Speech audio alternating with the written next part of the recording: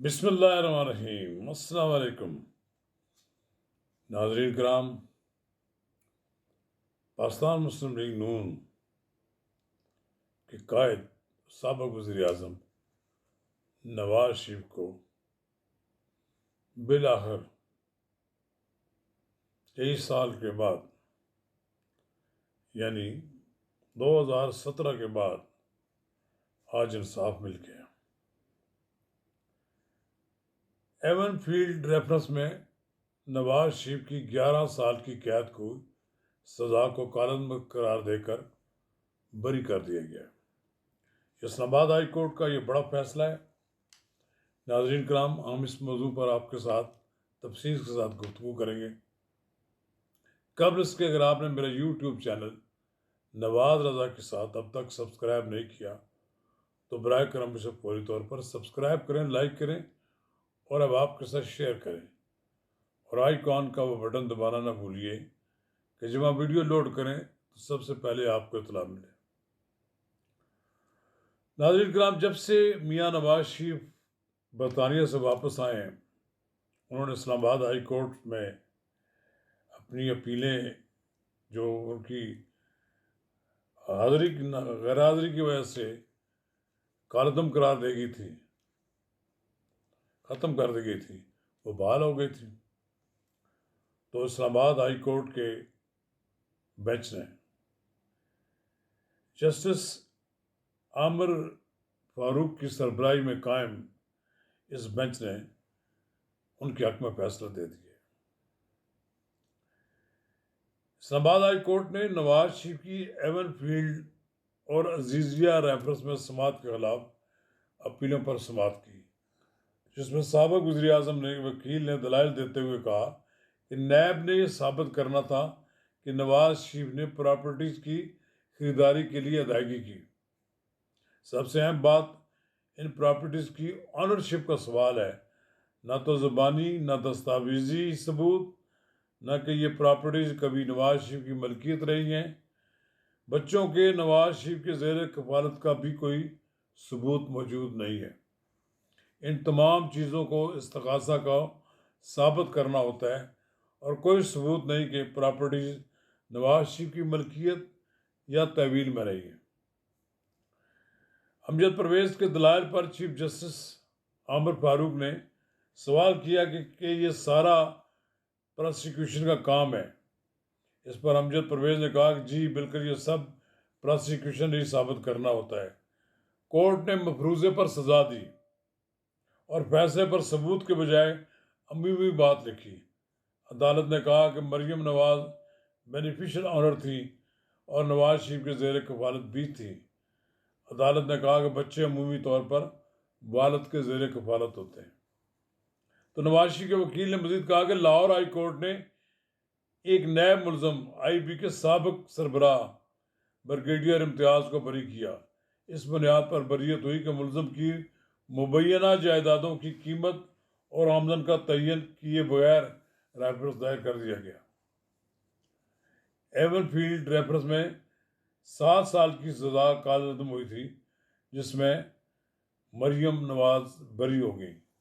Even field اور العزیزیہ reference میں سزاؤں کے خلاف نواز شریف کی اپیلیں جو تھیں وہ خارج ہو گئی تھی، سزا برقرار رہی۔ اب نواز شریف کو بہت بڑا ریلیف مل گیا ہے۔ سماعت کے دوران امجد پرویز نے مریم نواز کی ہائی کورٹ سے بریت کا فیصلہ بھی پڑھ کر سنایا اور کہا کہ اسلام آباد ہائی کورٹ نے احتساب عدالت کا فیصلہ کالعدم قرار دے کر مریم نواز کو بری کیا تھا۔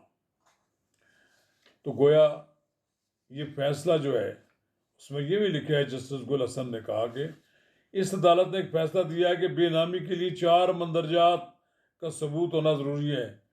ان 4 میں سے ایک بھی ثابت نہیں ہوتا تو وہ بے نامی کے زمرے میں نہیں آئے گا۔ بہرحال ایک بڑا فیصلہ آیا۔ اب العزیزیہ کا کیس رہ گیا ہے، اور نواز شریف کے خلاف جو کیس ہے فلیگ شپ والا، اس میں نیب نے کیس واپس لے لیے۔ نواز شریف نے رہائی کے بعد اس کا رد عمل آیا ہے. انہوں نے کہا کہ معاملات کو اللہ پر چھوڑا تھا, اللہ نے آج سرخرو کیا ہے. انہوں نے کہا کہ العزیزیہ کا معاملہ بھی اللہ پر چھوڑا ہوا ہے.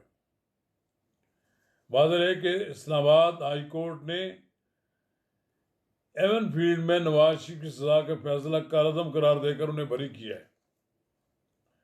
اسلام آباد ہائی کورٹ نے نواز شریف کو ایون فیلڈ اور العزیزیہ ریفرنس میں سزاؤں کے خلاف جو اپیل کی سماعت کی تھی, اس میں بڑی حد تک وکلا نے ان کا کیس لڑا اور ثابت کیا کہ ان کے خلاف کیس ہی نہیں بنتا تھا.